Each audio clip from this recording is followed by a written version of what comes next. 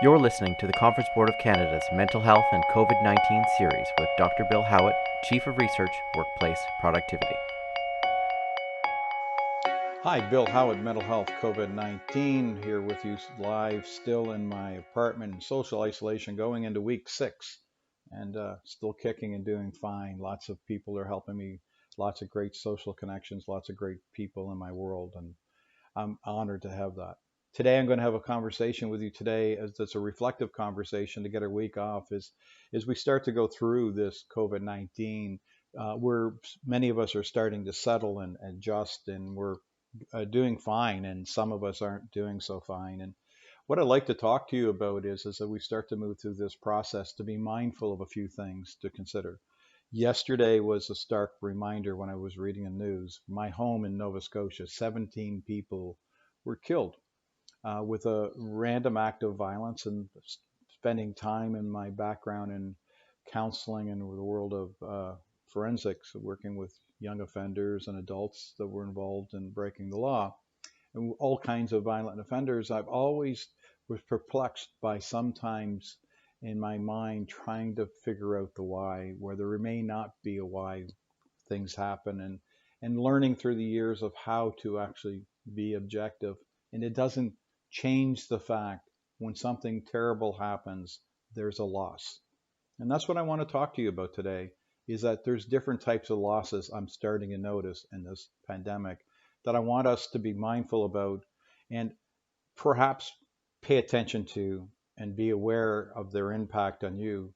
And if they are having an impact on you, this is my invitation to provide you some information on what you can consider doing. Again, this is not counseling or therapy. It's an observation from a person who pays attention to watching human behavior. One, when I was reflecting yesterday, is grief. We traditionally think about grief around death, people dying.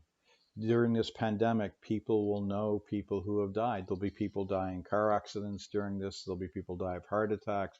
There's all kinds of things that happen as a part of life, natural order, and things that are outside, like that are hard to put your head around, like the terrible tragedy yesterday or Saturday that happened in Nova Scotia, where people's lives were taken.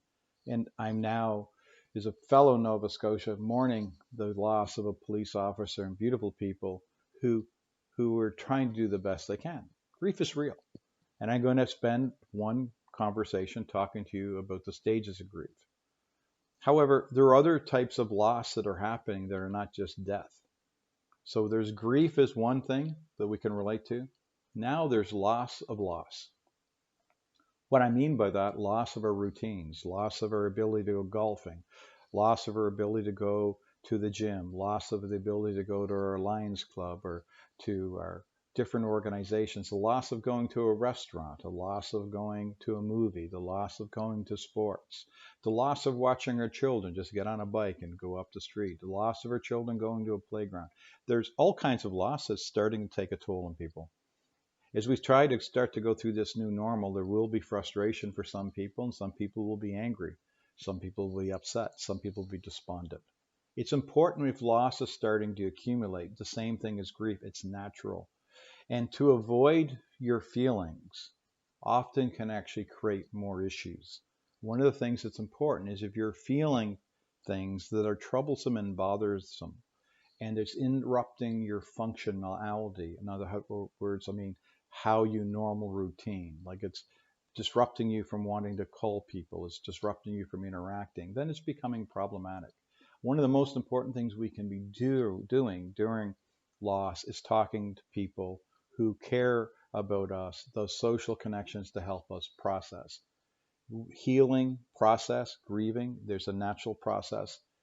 When we're going through loss, we'll go through some grieving, which is a natural process, until we can find a resolution that can help us find balance.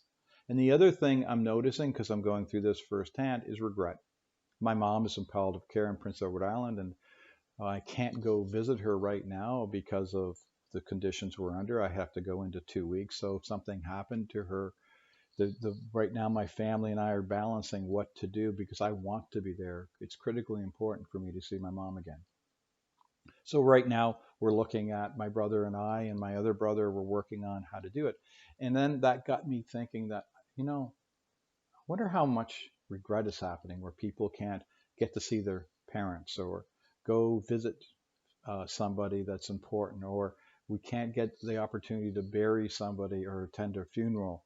So there's going to be grief, there's going to be loss, and there's going to be regret. And what's going to happen is, as we go through this process, it's important for us to start this conversation now and not to hide from this. I will tell you from years of doing counseling, and this is not meant to be counseling or therapy, is hiding from this and not being aware of it can lead to additional problems where we may not allow ourselves to engage in conversations that could be helpful for ourselves or for other people. And understanding we don't have to be therapists or counselors, we just need to be compassionate and open and willing to listen to people through this process. There will be healing, there will be a journey. Where this all lands with the financial strain and the different challenges people and employment, where this lands, we don't know yet. We are a really, really resilient community. We have a lot of resources. We have a lot of creativity and innovation. Who would thought that in a matter of a few weeks, most of the workforce could be working digitally and remotely? Who would have thought that we'd be able to do is what we've been able to do?